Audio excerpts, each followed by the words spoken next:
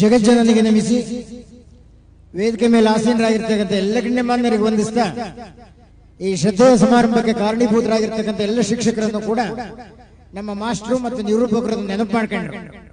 ಆ ಎಲ್ಲ ಗುರುವೃಂದದವರಿಗೆ, ಆದರಣೀಯ ಎಲ್ಲ ಇಡೀ ಬೋಧಕ ವೃಂದದವರಿಗೆ ಮತ್ತೊಮ್ಮೆ ಪ್ರಣಾಮಗಳನ್ನು ಸಮರ್ಪಣೆ ಮಾಡಿ, ಸಮಯ 1 ಗಂಟೆ ಆಗಿದೆ. 1 ಗಂಟೆ ಆಗಿದೆ ಅಂದ್ರೆ ಸಹಜವಾಗಿ ಮಧ್ಯಪ್ರದೇಶ ಮಾತು ಕೇಳಲ್ಲ, ಮಧ್ಯಪ್ರದೇಶ ಪೂರ ಖಾಲಿ ಆಗ್ಬಿಟ್ಟಿರುತ್ತೆ. ಅಂದಮೇಲೆ ಉತ್ತರ ಪ್ರದೇಶ ಮಾತು ಕೇಳಲ್ಲ ಅಂತಕ್ಕಂಥ ಸತ್ಯ ನಿಮಗಿಂತ ನಮಗೆ ಚೆನ್ನಾಗಿ ಗೊತ್ತಿದೆ ಅಂತೇಳಿ. ಕಾರಣ ಯಾಕಪ್ಪ ಅಂದ್ರೆ ಇವತ್ತಿನ ಒಂದು ಮೆಡಿಕಲ್ ಸರ್ವೆ ಒಂದು ರಿಪೋರ್ಟ್ ಕೊಟ್ಟಿದೆ. ಪ್ರಸರಣ ಯಾವ್ದಾದ್ರು ಸಭೆ ಕರ್ಕೊಂಡು ಹೋಗಿ ನಾವು ಸರ್ವೆ ಮಾಡಿಬಿಟ್ರೆ ಇಲ್ಲಿ ಮೆಡಿಕಲ್ ಆಫೀಸರ್ ಇದ್ದಾರೆ, ಟಕ್ ಅಂತೇಳಿ ಅವ್ರನ್ನೇನಾರ ಪರೀಕ್ಷೆ ಒಳಸ್ಬಿಟ್ಬಿಟ್ರೆ ಗಣೇಶಣ್ಣ 50% ಜನಕ್ಕೆ ಡಯಾಬಿಟಿಕ್ ಇರುತ್ತೆ ಅಂತ. ಆ ಡಯಾಬಿಟಿಸ್ ಜನಗಳನ್ನ ಕೇಳಿ, ಅಣ್ಣ 1 ಗಂಟೆ ಆಗ್ದಂಗ್ಲೆ ಒಂಚೂರು ಕಾಫಿನೋ ಬಿಸ್ಕೆಟೋ ಸಿಕ್ಕಿರೆ ಬಚಾವ್ ಕಾರಣ, ಇಲ್ಲ ಅಂದ್ರೆ ಶರೀರನೇ ಅಲ್ಲಾಶ್ ಬಿಡಿಸ್ಕೊಳ್ಳೋಣ ಅಂತಾರಲ್ವಾ. ಅಂದ್ರೆ ಹಸಿವಿನ ದುರಂತ ಲೋಕ ಹೇಗಿದೆ ಯೋಚನೆ ಮಾಡಿ. ಯಾಕೆ 1 ಗಂಟೆ ಪ್ರಸ್ತಾಪ ಮಾಡ್ತೀನಿ ಅಂದ್ರೆ, ಮೂಲತಃ ನಾನೊಬ್ಬ ವಚನ ಸಾಹಿತ್ಯದ ಜಿಜ್ಞಾಸು ಅಂತೇಳಿ 12ನೇ ಶತಮಾನದ ವಚನಕಾರ ದೇವರದಾಸಿಮಯ್ಯ ಈ ಹಸಿವನ್ನು ಕುರಿತು ಒಂದು ಮಾತು ಹೇಳ್ತಾನೆ. ಎಷ್ಟು ಚೆನ್ನಾಗಿ ಹೇಳ್ತಾನೆ ಅಂದ್ರೆ, ಹಸಿವೆಂಬ ಹೆಬ್ಬಾವು ಬಸಿರ ಬಂದು ಹಿಡಿದೊಡೆ. ಬಸಿರು ಹೊಟ್ಟೆಗೆ ಬಂದು ಕೂತ್ಬಿಟ್ಟಿದೆ ಹಸಿವು. ಹಸಿವೆಂಬ ಹೆಬ್ಬಾವು ಬಸಿರ ಬಂದು ಹಿಡಿದೊಡೆ ವಿಷವೇರಿತ್ತಯ್ಯ ಆಪಾದ ಮಸ್ತಕಕ್ಕೆ. ಈಗ ನಾವು ಅಂತೀವಲ್ಲ ಅಣ್ಣ ಶರೀರ ಅಲ್ಲಾಡ್ಸುತ್ತೆ ಅಂತೇಳಿ, ಹೆಂಗ್ ಯೋಚನೆ ಮಾಡಿದ ನೋಡಿ. ಹೊಟ್ಟಸ್ತು ಬಿಟ್ರೆ ವಿಷವೇರಿತ್ತಯ್ಯ ಆಪಾದ ಮಸ್ತಕಕ್ಕೆ, ಆ ಹಸಿವಿಗೆ ಅನ್ನವನ್ನಿಕ್ಕಿ ಆ ವಿಷವನ್ನು ಇಳಿಸಬಲ್ಲೊಡೆ ಲೋಕದೊಳಗೆ ಆತನೇ ಕಾರುಡಿಗೆ ಕಾಣ ರಾಮನಾಥ ಅಂತಾನೆ. ಡೆಫಿನೆಟ್ ಇದು ಕೂತಿರ್ತಕ್ಕಂಥ ಗುಣಾತ್ಮಕ ಶ್ರೋತೃಗಳನ್ನು ಯಾರಾದ್ರೂ ಕೇಳಿದ್ರೆ, ಅಣ್ಣ ಸದ್ಯಕ್ಕೆ ನಿನ್ ಭಾಷಣ ನಿಲ್ಲಿಸಿ 1 ಗಂಟೆಗೆ ಸ್ವಲ್ಪ 1:15 ಏನಾದ್ರು ಕೊಟ್ಟು ಬಿಟ್ರೆ ಅವರೇ ನಿಜವಾದ ಕಾರುಡಿಗ ಅಂತ ಅಂದ್ರೂ ಕೂಡ ಅದೇನು ತಪ್ಪಲ್ಲ ಅಂತಕ್ಕಂಥ ದೃಢೀಕರಣವನ್ನ ನಮ್ಮ ಸಾಹಿತ್ಯದ ವಿಮರ್ಶಕರು ಕೊಟ್ಟಿದ್ದಾರೆ ಅಂತಕ್ಕಂಥ ಪ್ರಾರಂಭದಲ್ಲಿ ಪ್ರಸ್ತಾಪ ಮಾಡ್ತಾ ಇಲ್ಲಿ ಬಂದ ತಕ್ಷಣ ಖುಷಿ ಆಯ್ತು. ಏನ್ ಮಾತಾಡ್ಬೇಕು ಅಂತ ನೋಡ್ತಿದ್ನಲ್ಲ, ಗುಣಗ್ರಾಹಿ ಶ್ರೋತೃಗಳಲ್ಲಿ ಇರ್ತಕ್ಕಂಥ ಒಂದು ಅಪರೂಪದ ಸಮಾರಂಭ ಇದು ಅಂತ ಯಾಕೆ ಹೇಳ್ತೀನಿ ಅಂದ್ರೆ, ವೇದಿಕೆ ಮೇಲೆ ಇರ್ತಕ್ಕಂಥ ಗಣ್ಯಮಾನ ರಾಜ್ಯ, ಅದರಲ್ಲೂ ನಮ್ಮ ಮಾನ್ಯ ಶಾಸಕರಾಗಿರ್ತಕ್ಕಂಥ ಮೋಟಮ್ನವರು, ಮಹೇಶಣ್ಣ ನಿಮ್ ಭಾಷಣ ಕೇಳ್ಕೊಂಡೇ ಹೋಗ್ಬೇಕು ಅಂತ ತೀರ್ಮಾನ ಮಾಡಿದ್ದಂತ ಅವರನ್ನೋದ್ರ ಜೊತೆಗೆ ಈ 2 ಗಂಟೆಗಳ ಕಾಲ ಇಂಥ ಒಂದು ಸಂಯಮವನ್ನು ಪ್ರದರ್ಶನ ಮಾಡ್ತಿದ್ದೀರಲ್ಲ, ನಾನು ನಾಡಿನಾದ್ಯಂತ ಹೊರನಾಡಿನಾದ್ಯಂತ ಸಾವಿರಾರು ಭಾಷಣ ಮಾಡಿರ್ಬೋದು. ಡೆಫಿನೆಟ್ ಆಗಿ ಹೇಳ್ತೀನಿ, ಈ ದಾರದಹಳ್ಳಿ ಅಂತ ಕ್ವಾಲಿಟಿ ಆಡಿಯನ್ಸ್, ಗುಣಾತ್ಮಕವಾದಂತ ಶ್ರೋತೃಗಳು ನಾನು ಎಲ್ಲೂ ನೋಡಿಲ್ಲ ಅಂತೇಳಿ. ಒಂದ್ಸರಿ ಡ್ರ್ಯಾಗ್ ಆದ್ರೆ ಚಪ್ಪಾಳೆ ಹೊಡಿತಿರ್ತಾರೆ, ಎದ್ದೆದ್ದು ಹೋಗ್ತಾರೆ, ಮೈ ಮುರುಕಂತಿರ್ತಾರೆ. ಆದ್ರೆ ಸಭಾಶಿಸ್ತಿಗೆ ಸ್ವಲ್ಪವೂ ಭಂಗ ಬರ್ದಾಗೆ ಪ್ರಾಯಶಃ ಮಾತಾಡಿದ್ರೆ ನಿಮ್ಮಂತ ಶ್ರೋತೃಗಳಿದ್ರಿ ಮಾತಾಡಬೇಕು ಅಂತಕ್ಕಂಥ ಒಂದು ಅದ್ಭುತವಾದಂತ ಒಂದು ಸಭಾ ಸಂಯಮವನ್ನು ತೋರಿಸಿರ್ತಕ್ಕಂಥ ನಿಮಗೆ ಫಸ್ಟ್ ನಾನು ಧನ್ಯವಾದಗಳನ್ನು ಹೇಳ್ತಾ, ನೀವೆರಡು ಪಾರ್ಟ್ ಮಾಡಿದಿರ, ಖುಷಿ ಆಯ್ತು. ಸಭೆ ಈ ಕಡೆ ಒಂದು ಪಾರ್ಟ್, ಈ ಕಡೆ ಒಂದು ಪಾರ್ಟ್ ಮಾಡಿದಿರಲ್ಲ, ನನಗೆ ನೆನಪಾಯ್ತು ಒಬ್ಬ ದೊಡ್ಡ ತತ್ವಜ್ಞಾನಿ ಝನ್ ಕತೆ ನೆನಪಾಯ್ತು ನನಗೆ ಅಂತೇಳಿ. ಆ ಝನ್ ಒಂದು ಅಪರೂಪದ ಕತೆ ಬರೀತಾನೆ. ಹೆಂಗಪ್ಪ ಅಂದ್ರೆ, ಒಬ್ಬ ಭಾಷಣಕಾರ ತುಂಬಾ ಚೆನ್ನಾಗಿ ಭಾಷಣ ಮಾಡ್ತಾನೆ ಅಂತೇಳಿ ಈಗ ಹೆಂಗೆ ನಮ್ಮ ಜಯಪ್ರಕಾಶನೆಲ್ಲ ಸೇರಿ ನಮ್ಮನ್ನು ಕರೆಸಿದಿರು, ಹಂಗ ಒಬ್ಬ ಭಾಷಣಕಾರನ್ ಕರೆಸಿದ್ದಾರೆ. ಆದ್ರೆ ಬಂದಾಗ ಅವ್ನಿಗೆ ಏನಾಗ್ಬಿಟ್ಟಿತ್ತಪ್ಪ ಅಂದ್ರೆ 1 ಗಂಟೆ 1:30 ಆಗ್ಬಿಟ್ಟಿದೆ, ಸುಸ್ತಾಗ್ಬಿಟ್ಟಿತ್ತು ಅವನಿಗೆ. ಈ ಭಾಷಣ ಮಾಡಿದವನಿಗೆ ಮೇನ್ ಸೊಂಟ ಮತ್ತು ಕಂಠ ಅದ್ಭುತವಾಗಿರ್ಬೇಕು. ತುಂಬಾ ದೂರದಿಂದ ಬಂದಿದ್ದ, 2 ಬಿದ್ದೋಗ್ಬಿಟ್ಟಿತ್ತು ಅವನಿಗೆ.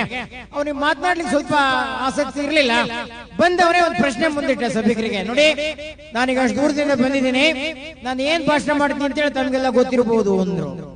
ಜನಕ್ಕೆ ಏನ್ ಗೊತ್ತಿವ್ರು ಏನ್ ಮಾತಾಡ್ತಾನೆ ಅಂತೇಳಿ. ಇಲ್ಲ ಸರ್ ಕೇಳಕ್ಕೆ ಬಂದಿದೀವಿ, ಏನ್ ಮಾತಾಡ್ತಿರೋ ಗೊತ್ತಿಲ್ಲ ಗೊತ್ತಿಲ್ಲ ಗೊತ್ತಿಲ್ಲ ಸರ್ ಅಂದ್ರು. ಅಲ್ರಿ ನಾನು ಬಂದಿರೋ ಉದ್ದೇಶ ಏನ್ ಮಾತಾಡ್ತೀನಿ ಅನ್ನೋದೇ ನಿಮಗೆ ಪ್ರಾರಂಭಿಕ ತಿಳುವಳಿಕೆ ಗೊತ್ತಿಲ್ಲ ಅಂದ್ಮೇಲೆ ನಿಮ್ಮಂತರಿಗೆ ಏನ್ ಭಾಷಣ ಮಾಡೋದು ಬರ್ತೀನಿ ಅಂತ ಹಂಗೆ ಹೋಗ್ಬಿಡ. ಅರೆ ಜನಗಳಿಗೆ ಸಿಟಿ ಬಿಡ್ತಿದ್ವಿ, ಏನ್ರ ಮಾಡಿ ಮತ್ತೊಂದ್ಸರಿ ಭಾಷಣ ಮಾಡಿಸ್ಬೇಕು ಅಂತೇಳಿ ಒಂದ್ 15 ದಿವಸ 20 ದಿವಸ ಬಿಟ್ಟು ಮತ್ತೆ ಕರೆಸಿದ್ರು. ಪಾಪ ಅವತ್ತು ಅದೇ ಪರಿಸ್ಥಿತಿ, ಅವಾಗೂ ಸಮೇತ ಏನಾಗ್ಬಿಟ್ಟಿದ್ದ, ಸುಸ್ತಾಗ್ಬಿಟ್ಟಿದ್ದ ಅವನು.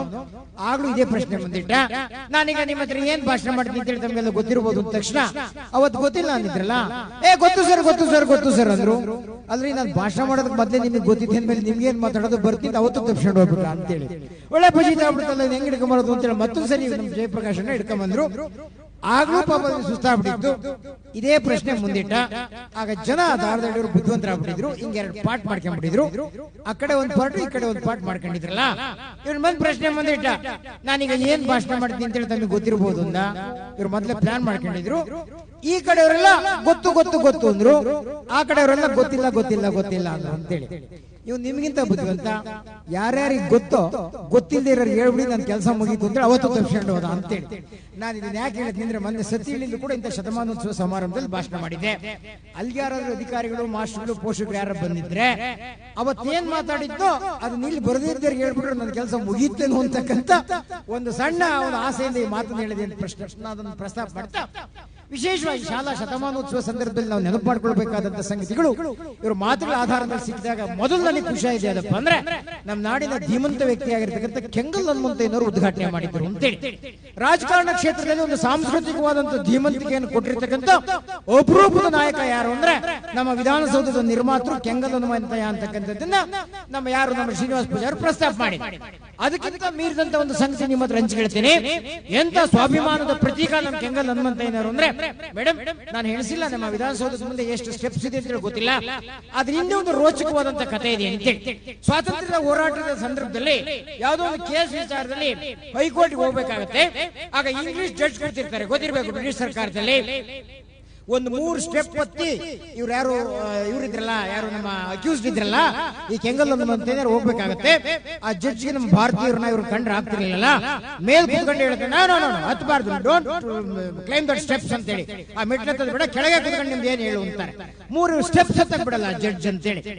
ಏನು ಅದ್ಭುತವಾದಂತ ಒಂದು ಸಾಂಸ್ಕೃತಿಕವಾದಂತ ಪ್ರಜ್ಞೆ ಹನುಮಂತಯ್ಯನವರಿಗೆ ಅಂದ್ರೆ, ನಾನು ಹೇಳಿಲ್ಲ, ಒಂದು 3 ಮೆಟ್ಲು ತಗ್ಬಿಟ್ಟಿಲ್ಲ ಇಂಗ್ಲಿಷ್ ಜಡ್ಜ್. ಆಮೇಲೆ ಸ್ವಾತಂತ್ರ್ಯ ಆಗುತ್ತೆ, ವಿಧಾನಸೌಧದ ನಿರ್ಮಾಣ ಆಗುತ್ತೆ. ಆದ್ರೆ ಮೆಟ್ಲಿಗೆ ಎಷ್ಟಿದೆ ಅಂತ ಗೊತ್ತಿಲ್ಲ. ಹೈಕೋರ್ಟ್ ಇದ್ರಗಡೆ ಇರೋದ್ರೆ 42 ಇದೆ ಅಂತ ಅಂದ್ಕೊಂಡಿದ್ದೀನಿ ಮೇಡಮ್, ಕೌಂಟ್ ಮಾಡೋಣ. ಆಮೇಲೆ ಒಂದ್ ಕಡೆ ಹೇಳ್ತಾರೆ ಅವರು, ನೋಡಿ ಒಬ್ಬ ಇಂಗ್ಲಿಷ್ ಜಡ್ಜ್ ಪರತಂತ್ರ ವ್ಯವಸ್ಥೆಯಲ್ಲಿ ನಮಗೆ 3 ಮೆಟ್ಲು ಹತ್ತಿಕ್ ಬಿಟ್ಟಿರಲಿಲ್ಲ. ಆದ್ರೆ ನಾನು ಅವತ್ತೇ ಯೋಚನೆ ಮಾಡಿದೆ, ನಮ್ಮ ಆಡಳಿತ ಸೌಧವನ್ನು ನಿರ್ಮಾಣ ಮಾಡಿದ್ರೆ ನಮ್ಮ ಕರ್ನಾಟಕದ ಪ್ರತಿಯೊಬ್ಬ ಮತದಾರ, ಪ್ರತಿಯೊಬ್ಬ ಪ್ರಜೆ ಅವ್ರು 3 ಮೆಟ್ಲಾಗ ಬಿಟ್ಟಿರಲಿಲ್ಲ, ಒಂದು 40 ಮೆಟ್ಲು ಹತ್ತಿಗೆ ಬರಬೇಕು ಅಂತ ಭವ್ಯವಾದಂತಹ ಸೌಧ ನಿರ್ಮಾಣ ಮಾಡಬೇಕು ಅಂತೇಳಿ ಆ ಅದ್ಭುತವಾದಂತಹ 42 ಮೆಟ್ಲಿಗೆ ಸೌಧ ಕಟ್ಟಿದ್ರಲ್ಲ, ಇದು ಅವರ ಸಾಂಸ್ಕೃತಿಕವಾದಂತಹ ಸ್ವಾಭಿಮಾನದ ಪ್ರತೀಕಕ್ಕೆ ಒಂದು ದೊಡ್ಡ ಎಕ್ಸಾಂಪಲ್ ಅಂತಕ್ಕಂಥ ಮಾತನ್ನು ಹೇಳ್ತಾ, ಇನ್ನು ಈ ಶಾಲೆಗೆ ಸಂಬಂಧಪಟ್ಟಂಗೆ ನಾನು ಮೊನ್ನೆ ಹೇಳ್ತಾ ಇದ್ದೆ, ನಾನು ಬೆಂಗಳೂರಲ್ಲಿ ಒಂದು ಕಾರ್ಯಕ್ರಮಕ್ಕೆ ಹೋಗಿದ್ದೆ. 75ನೇ ವರ್ಷದ ಸ್ವಾತಂತ್ರ್ಯ ದಿನಾಚರಣೆಯಲ್ಲಿ ದೊಡ್ಡ ಕಾಲೇಜಲ್ಲಿ ಭಾಷಣ ಮಾಡಿದಾಗ ಅವತ್ತು ಸಂಜೆ ನೆನಪಾಯ್ತು, ಪಕ್ಕದಲ್ಲಿ ನಮ್ಮ ಅಶೋಕಣ್ಣ ಇದ್ದಾರೆ, ನೆನಪು ಮಾಡ್ಕೊಳ್ತಾ ಇದ್ವಿ. 2 ತರದ ಮಾಸ್ಟರ್ ಅವತ್ತಿನ ಕಾಲದಲ್ಲಿ ನೋಡ್ತಾ ಇದ್ದೆ. ಎಂತೆಂತ ಮಾಸ್ಟರ್ ಇದ್ರು ಅಂದ್ರೆ ಗಣೇಶನ, ನಿಮ್ಗೆ ಆಶ್ಚರ್ಯ ಆಗುತ್ತೆ. ಆ ಅಡ್ರೆಸ್ ಬೇಡ, ಮತ್ತೆ ಏನಾದ್ರು ಚೆಕ್ ಮಾಡಿರೋ ಪೇಪರ್ ಬರೆದಿರ ಅಂತೇಳಿ 35 ವರ್ಷಗಳ ಕಾಲ ಅವ್ರು ಪಾಠನೆ ಮಾಡ್ದಂಗೆ ಸಂಬಳ ತಾಂಡಿರ್ತಕ್ಕಂಥವ್ರು ಕೂಡ ನಮ್ಮಲ್ಲಿ ಒಬ್ಬರಿದ್ರು ಅಂತೇಳಿ. ಅವ್ರು ವ್ಯಾಪಾರ ಮಾಡೋದು, ಜಮೀನು ಮಾಡೋದು, ಆ ತರದವರು ಇದ್ರು ಅಂತೇಳಿ. ಎಂತೆಂತ ಮಾಸ್ಟರ್ ಇದ್ರು ಅಂತಲಿಕ್ಕೆ ನಮಗೆ ಪ್ರೈಮರಿ ಸ್ಕೂಲ್ ಅಲ್ಲಿ ಒಬ್ರು ಮಾಸ್ಟರ್ ಕೆ ಲಕ್ಷ್ಮಣಯ್ಯ ಅಂತ ಹೇಳ್ತಾ ಇದ್ದಾರೆ. ನಮ್ಮ ತಾರಾದೇವಿ ಮೇಡಮ್ ಹೇಳ್ಬೇಕಾದ್ರೆ ಸಬ್ಜೆಕ್ಟ್ ವೈಸ್ ಮಾಸ್ಟರ್ ಇರ್ತಾರೆ, ಸ್ಟ್ರೆಂತ್ ವೈಸ್ ಮಾಸ್ಟರ್ ಇರ್ತಾರೆ. ಆ ಪ್ರಪೋರ್ಷನ್ ಅನುಗುಣವಾಗಿ ಮಾಸ್ಟರ್ ಇರ್ತಕ್ಕಂಥ ಆಧುನಿಕ ಕಾಲಘಟ್ಟದಲ್ಲಿ ನಾವಿದ್ದೇವೆ. ಆದ್ರೆ ನಮ್ಮ ಕಾಲದಲ್ಲಿ ಇಲ್ಲಿರ್ತಕ್ಕಂಥ ಎಲ್ಲರ ಕಾಲದಲ್ಲೂ ಕೂಡ ಹಿರಿಯರು ಇದ್ದಾರಲ್ಲ, ಹಂಗೇನಿರ್ಲಿಲ್ಲ. ದಾರದಳ್ಳಿ ಸ್ಕೂಲಲ್ಲೂ ಒಬ್ಬರೇ ಮಾಸ್ಟರ್ ಅಂತೇಳಿ ಏಕೋಪಾಧ್ಯಾಯ ಶಾಲೆ. ಸೆಂಟ್ರಲ್ ಮಾಸ್ಟರ್ ನಿಂತ್ಕೊಂಡ್ಬಿಟ್ರೆ ಮುಂದ್ಗಡೆ 1ನೇ ಕ್ಲಾಸು, ಹಿಂದ್ಗಡೆ 2ನೇ ಕ್ಲಾಸು, ಎಡಗಡೆ 3ನೇ ಕ್ಲಾಸು, ಬಲಗಡೆ 4ನೇ ಕ್ಲಾಸು. 4 ದಿಕ್ಕಿಗೆ ತಿರುಗಿ ಆ ಪ್ರೈಮರಿ ಸ್ಕೂಲ್ ಮಾಸ್ಟರ್ ಪಾಠ ಮಾಡ್ತಾ ಇದ್ರು. ಅವ್ರಿಗೆ ನಮ್ಮ ಬೀಚ್ ಅವರು ಒಂದು ಒಳ್ಳೆ ಟೈಟ್ಲ್ ಕೊಟ್ಟಿದ್ರು, ಚತುರ್ಮುಖ ಬ್ರಹ್ಮ ಅಂತೇಳಿ. ಪಾಪ 4 ದಿಕ್ಕಿಗೆ ತಿರುಗಿ ಪಾಠ ಮಾಡಬೇಕಾಯ್ತು ಅಂತ ಶಾಲೆಯಲ್ಲಿ ನಾವು ಕಲ್ತವ್ರು ಅಂತೇಳಿ. ಹೇಗಿತ್ತು ಶಿಕ್ಷಣ, ಅವ್ರು ಯಾಕೆ ಕಲಿತಿದ್ರು ಅನ್ಲಿಕ್ಕೆ 1-2 ಉದಾಹರಣೆ ಕೊಡ್ತೀನಿ ಬಂಧುಗಳೇ. ನಾನು ಮೊನ್ನೆ ಒಂದು ದೃಷ್ಟಾಂತ ಓದ್ತಾ ಇದ್ದೆ, ಶಿಕ್ಷಣ ರಂಗ ಯಾಕೆ ವಿಫಲವಾಗಿದೆ, ಅದು ಅನೇಕ ಕಾರಣಗಳು ಹೇಳ್ತಾ ಹೋಗ್ತಾರಲ್ಲ. ಆ ಸಂದರ್ಭದಲ್ಲಿ ನನಗೆ ನೆನಪಾದಂತ ದೃಷ್ಟಾಂತ ಅಂದ್ರೆ, ಒಬ್ರು ಇನ್ಸ್ಪೆಕ್ಟರ್ ಬಂದಿರೋ ನಮ್ಮ ಶಾಲೆ ತನಿಖೆಗೆ ಅಂತ ಬಂದ್ರು. ಶಾಲೆ ತನಿಖೆಗೆ ಬಂದ್ರು, ಇಂಥ ಮಾಸ್ಟರ್ ಇದ್ರು, ನಾನು ನೋಡಿದೆ. ಒಂದು ಆಯಕಟ್ಟಿನ ಜಾಗದಲ್ಲಿ 2000ನೇ ಇಸ್ವಿನಲ್ಲಿ 99ರಲ್ಲಿ ಇದ್ದಂತ ಸಂದರ್ಭದಲ್ಲಿ ಒಂದು ಕಂಪ್ಲೇಂಟ್ ಬಂದಿತ್ತು ಇಲಾಖೆಗೆ, ಯಾರಾದ್ರೂ ರೆಕಾರ್ಡ್ ತೆಗೆಸಿ ನೋಡ್ಬೋದು ಅಂತೇಳಿ. ಆ ಪುಣ್ಯಾತ್ಮ ಒಂದು ರಿಮೋಟ್ ಏರಿಯಾದಲ್ಲಿ ಮಾಸ್ಟರ್ ಇದ್ದ. ಅವನು ಇನ್ನೊಬ್ರು ಸಂಬಳ ಕೊಟ್ಟಲ್ಲಿ ಮಾಸ್ಟರ್ ಇಟ್ಟಿದ್ದ. ಅವನೇನ್ ಕೆಲಸ ಮಾಡ್ತಿರ್ಲಿಲ್ಲ, ಪಾಠ ಮಾಡ್ತಿರ್ಲಿಲ್ಲ, ಅವನೊಬ್ರು ಮಾಸ್ಟರ್ ಇಟ್ಟಿದ್ರ ಅಂತೇಳಿ. ಆ ತರದೊಬ್ರು ಇದ್ರು. ಅದು ಎನ್ಕ್ವೈರಿ ಆಯ್ತು, ಎಲ್ಲ ಆಯ್ತು. ಆಗ ನನಗೆ ನೆನಪಾದ ದೃಷ್ಟಾಂತ ಅಂದ್ರೆ, ಒಂದು ಶಾಲೆಗೆ ಇನ್ಸ್ಪೆಕ್ಟರ್ ಬಂದಿದ್ದಾರೆ, ಬಂದು ತನಿಖೆ ಮಾಡ್ತಾ ಇದ್ದಾರೆ. ಬಂದು ಪ್ರಶ್ನೆ ಮಾಡ್ಬೇಕಾದ್ರೆ ಏನ್ ಪ್ರಶ್ನೆ ಕೇಳಿ ಒಬ್ಬ ವಿದ್ಯಾರ್ಥಿ ಮಾತ್ರ ಬಾರಿ ಜೋರಾಗಿ ಉತ್ತರ ಕೊಡ್ತಾ ಇದ್ದ, ಒಬ್ಬನೇ. ಬಾಕಿರೆಲ್ಲ ಸುಮ್ಮನೆ ಇದ್ರಲ್ಲ. ಆ ಇನ್ಸ್ಪೆಕ್ಟರ್ ಸ್ವಲ್ಪ ಅನುಮಾನ ಬಂತು, ಏನ್ ಎಲ್ಲ ಪ್ರಶ್ನೆ ನೀನೇ ಉತ್ತರ ಕೊಡ್ತೀಯಾ, ಕರೆಕ್ಟ್ ಆಗಿ ಹೇಳಿ, ಈ ಕ್ಲಾಸ್ ಅಂತ. ಅವನು ಹೆದರಿಬಿಟ್ಟ, ಸರ್ ನಾನು ಈ ಕ್ಲಾಸ್ ಅಲ್ಲ ಸರ್, ನಮ್ ತಮ್ಮ ಈ ಕ್ಲಾಸ್ ಆಗಿದ್ದ, ನಾನು ಅವನು ಬಂದಿರಲ್ಲ ಸರ್, ಎಲ್ಲ ಹೋಗಿದ್ದ, ನಾನು ಬ್ಯಾಸೆ ಹೊಡ್ಕೊಂಡು ಹೋಗಿದ್ದಲ್ಲ, ಬಂದಲ್ಲ, ಸುಮ್ಮನೆ ಶಾಲೆಯಲ್ಲಿ ಕೂತಿದ್ದೀನಿ. ಏನು ಆಶ್ಚರ್ಯ ಅಲ್ಲ, ಸ್ಟೂಡೆಂಟ್ ಎಲ್ಲ ಬಂದು ಕೂತ್ಬಿಟ್ಟಿಯಾನೆ. ಅವ್ನು ಯಾವಾಗಲೂ ಓದಿದ್ದ ಉತ್ತರ ಕೊಟ್ಬಿಡಿ. ಇನ್ಸ್ಪೆಕ್ಟರ್ ಸಿಟ್ ಬಂದ್ಬಿಡ್ತು, ಯಾರ್ರಿ ಅವರು ಕ್ಲಾಸ್ ಟೀಚರು ಅಲ್ರಿ, ಯಾವಾಗ ಬಂದು ಕ್ಲಾಸಿಗೆ ಕೂತಾನೆ, ನೀವು ಸ್ವಲ್ಪ ಟ್ರೇಸ್ ಮಾಡೋದು ಬೇಡವಾ, ಹಿಂಗಾದ್ರೆ ಶಿಕ್ಷಣ ಇಲಾಖೆ ಉದ್ಧಾರ ಆಗತ್ತೇನ್ರಿ, ಯಾರು ಬಂದಾರೆ ಅಂತ ಪತ್ತೆ ಮಾಡಿದ್ರಲ್ಲ ನೀವು ಅಂತೇಳಿ ಆ ಮಾಸ್ಟರ್ ಜೋರ್ ಮಾಡ್ಬಿಟ್ರು. ಜೋರ್ ಮಾಡಿದ ತಕ್ಷಣ ಆ ಮಾಸ್ಟರ್ ಹೇಳ್ಬಿಟ್ಟ, ಸರ್ ಬೇಜಾರ್ ಮಾಡ್ಕೊಂಡ್ಬಿಡಿ ಸರ್, ನಾನು ಈ ಕ್ಲಾಸ್ ಮೇಸ್ಟರ್ ಅಲ್ಲ ಸರ್, ನನ್ನ ತಮ್ಮ ಮೇಸ್ಟ್ರು ಸರ್, ಅವನೆಲ್ಲ ಬೇಜಾರ್ ಹೊಡ್ಕೊಂಡು ಹೋಗಿದ್ದೆ ಸರ್, ಎಲ್ಲ ಹೋಗಿದ್ದ, ಅವ್ನು ರಜಾ ಹಾಕಿದ್ದಲ್ಲ, ಖಾಲಿ ಇತ್ತಲ್ಲ, ಬಂದು ನಾನು ಸುಮ್ಮನೆ ಕೂತೀನಿ ಸರ್ ಅಂತೇಳಿ. ಕ್ಲಾಸ್ ಟೀಚರ್ ಹಂಗಾದಾಗ ಹೆಡ್ ಮಾಸ್ಟರ್ ಮೇಲೆ ಸಿಟ್ಟು ಬಂದ್ಬಿಡ್ತು. ಅಲ್ರಿ ಇನ್ನು ಹೆಡ್ ಮಾಸ್ಟರ್ ಅಡ್ಮಿನಿಸ್ಟ್ರೇಷನ್ ಹೆಂಗ್ ಮಾಡೋಣ, ಆಡಳಿತ ಹೆಂಗ್ ಮಾಡೋಣ, ಯಾರು ಬಂದು ಪಾಠ ಮಾಡ್ತಾರೆ ತಲೆಮಾರು ಅಂತೇಳಿ ಹೋಗಿ ಹೆಡ್ ಮಾಸ್ಟರ್ ಜೋರ್ ಮಾಡಿದ್ರು. ಹೆಡ್ ಮಾಸ್ಟರ್ ಸಾರಿ ಸರ್ ಬೇಜಾರು ಮಾಡ್ಕೋಬೇಡಿ, ನಾನು ಹೆಡ್ ಮಾಸ್ಟರ್ ಅಲ್ಲ ಸರ್, ನನ್ನ ತಮ್ಮ ಹೆಡ್ ಮಾಸ್ಟರ್ ಸರ್, ಅದೆಲ್ಲ ಹೋಗಿದ್ನೆಲ್ಲ ಬಂದು ಸುಮ್ಮನೆ ಕೂತ್ಕೊಂಡಿದ್ದೆ ಸರ್ 1 ಗಂಟೆ ಅಂತೇಳಿ ಅವ್ನು ಉತ್ತರ ಕೊಟ್ಟ ಅಂತೇಳಿ. ಆಗ ಇನ್ಸ್ಪೆಕ್ಟರ್ ಭಾರಿ ಸಿಟ್ಟು ಬಂದ್ಬಿಡ್ತು.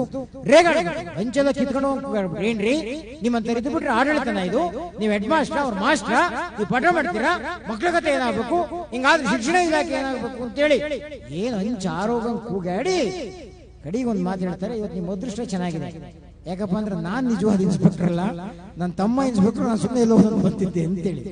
ಪ್ರಶ್ನೆ ದೃಷ್ಟಾಂತ ಓದ್ತಾ ಇರ್ತಕ್ಕಂಥ ಸಂದರ್ಭದಲ್ಲಿ ನಮ್ಮ ಸಾಹಿತ್ಯದ ದರ್ಶನ ಎಂತ ಒಂದು ಪ್ರಾಥಮಿಕವಾದಂತಹ ಜವಾಬ್ದಾರಿ ಶಿಕ್ಷಣದ ಬಗ್ಗೆ ಕೊಡುತ್ತೆ ಅಂದ್ರೆ ಯಾರು ಪ್ರಸ್ತಾವ ಮಾತನಾಡ್ತಾ ಹೇಳಿದ್ರು ಅವರು ಅಂತೇಳಿ.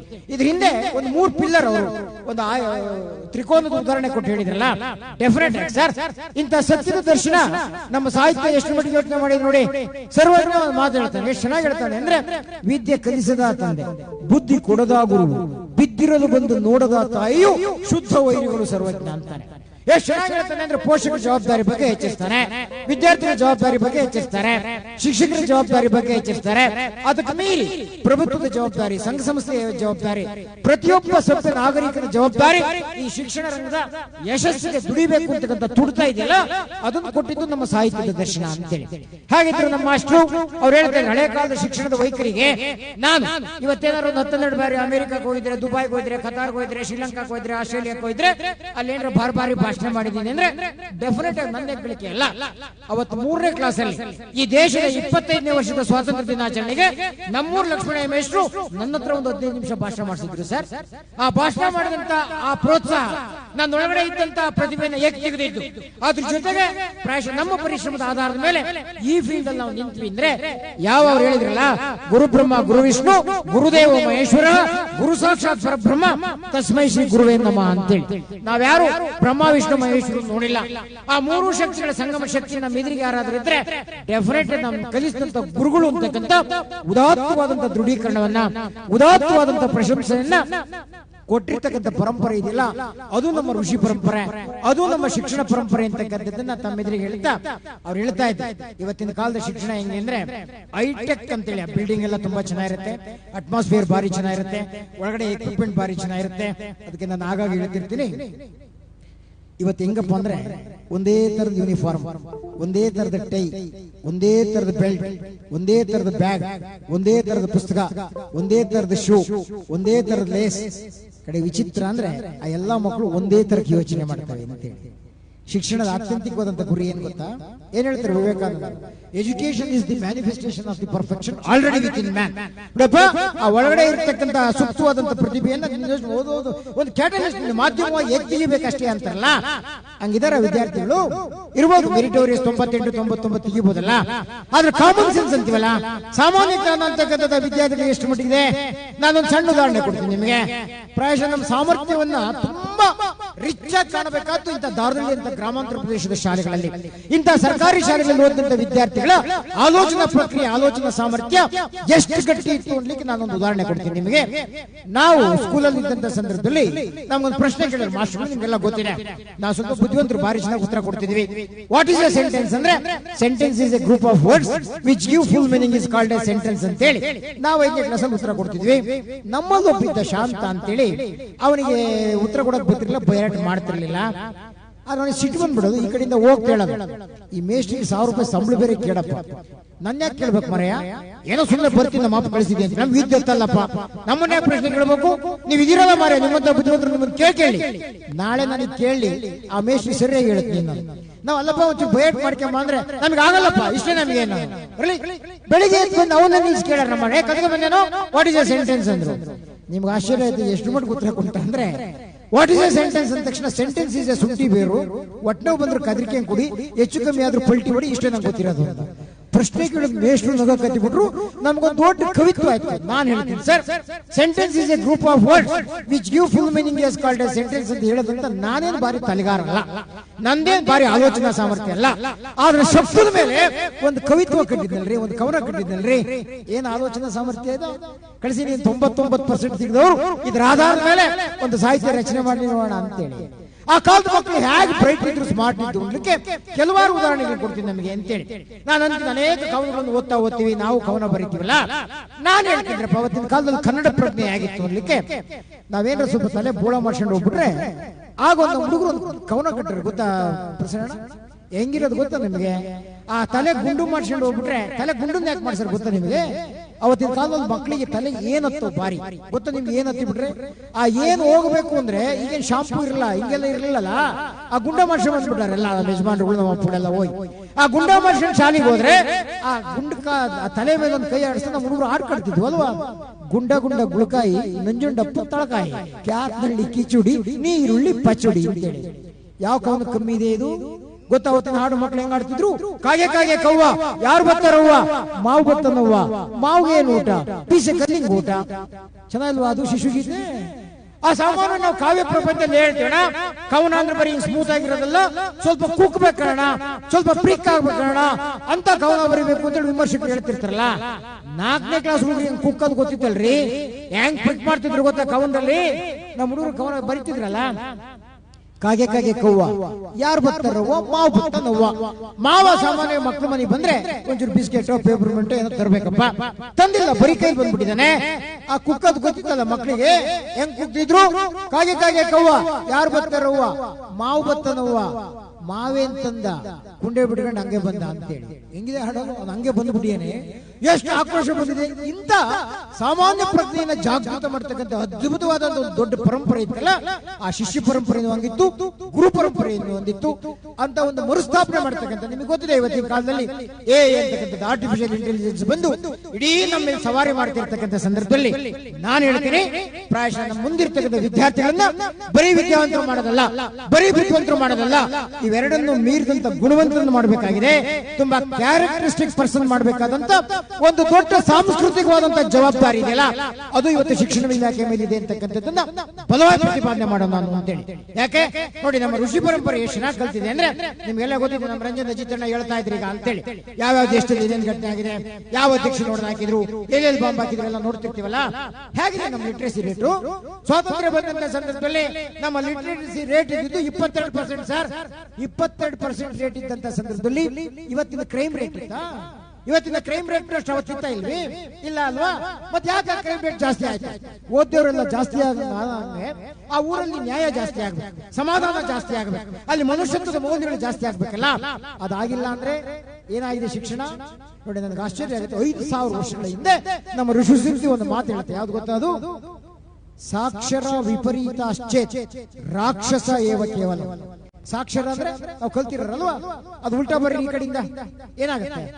ಸಾಕ್ಷರ ಅನ್ನೋದು ಈ ಕಡೆಯಿಂದ ಬರ್ರಿ, ಈ ಕಡೆಯಿಂದ ಹೋದ್ರಿ ಏನಾಗುತ್ತದು? ರಾಕ್ಷಸ ಆಗುತ್ತಲ್ವಾ? ಏನು ಅದ್ಭುತವಾದಂತ ಪ್ರಜ್ಞೆ ಇತ್ತಲ್ವಾ ಋಷಿ ಪ್ರಜ್ಞೆ ನಮಗೆ. ನೋಡಿ, ಆ ಸಾಕ್ಷರ ಅಂತಕ್ಕಂಥದ್ದು ಏನಾದ್ರೂ ದಾರಿ ಬಿಟ್ರೆ, ಟ್ರ್ಯಾಕ್ ಬಿಟ್ರೆ ಅವನೇ ಈ ಸಮಾಜಕ್ಕೆ ರಾಕ್ಷಸ ಆಗ್ತಾನೆ ಅಂತಕ್ಕಂಥ ಆತಂಕವನ್ನ ನಮ್ಮ ಸಾಹಿತ್ಯ ಸೂಕ್ತಿ ಹೇಳಿದೆ. ಅಂದ್ರೆ ಇವತ್ತಂತ ನಮ್ಮ ಸೋಕಾಲ್ಡ್ ಲಿಟ್ರೇಟ್ಸ್ ನಮ್ಮ ಸಾಕ್ಷರ ಮೇಲೆ ಪ್ರತಿಪಾದನೆ ಅಗ್ರಗಣ್ಯ ಅಂತ ಮಾತನ್ನ ಸಂದರ್ಭದಲ್ಲಿ ಹೇಳ್ತಾ ವಿವೇಕವನ್ನು ಇಷ್ಟೇ. ಶಿಕ್ಷಣ ಅಂದ್ರೆ ಏನಲ್ಲ, ನಾನು ಹೇಳ್ತೀನಿ ಟೀಚರ್ಸ್ ಬಗ್ಗೆ ಹೇಳ್ತಾ ಇದ್ರಲ್ಲ, ನಮ್ಮ ಬೀಚಿಯವರು ಜನರಿದ್ದಾರೆ ಎಚ್ಚರಿಕೆ. ನಾವೆಲ್ಲ ಬಿವೇರ್ ಆಫ್ ಥೀವ್ಸ್ ಅಂತೀವಿ, ಬಸ್ ಸ್ಟ್ಯಾಂಡ್ ಜಾಣರಿದ್ದಾರೆ ಎಚ್ಚರಿಕೆ. ಸರ್ ಏನ್ ಸರ್ ಹಿಂಗ್ ಹೇಳ್ತಿರಲ್ಲ ಸರ್, ನಾನ್ ದೇವರನ್ನ ಮುರಿದಿಲ್ಲ ಸರ್, ನಾನು ದೇವರನ್ನ ಮುರಿದಿಲ್ಲ ಸರ್ ಅಂತಾರೆ. ಅವ್ರು ಇನ್ಸ್ಪೆಕ್ಟರ್ಗೆ ಆಶ್ಚರ್ಯ, ನೀನ್ ಹೇಳಮ್ಮ ಕಮಲಮ್ಮ, ಯಾರು ಶಿವದಾಸ ಮುರಿದಿದ್ದು? ಅವಳು ಇನ್ನೊಳಗ್ ಶುರು ನೋಡ್ರೆ ನಾನಲ್ಲ ಸರ್, ನಾನು ಇನ್ನೊಳಗ್ ಶುರು ನೋಡ್ರೆ ನಾನಲ್ಲ ಸರ್, ನಾನಲ್ಲ ಸರ್ ಅಂತೇಳಿ.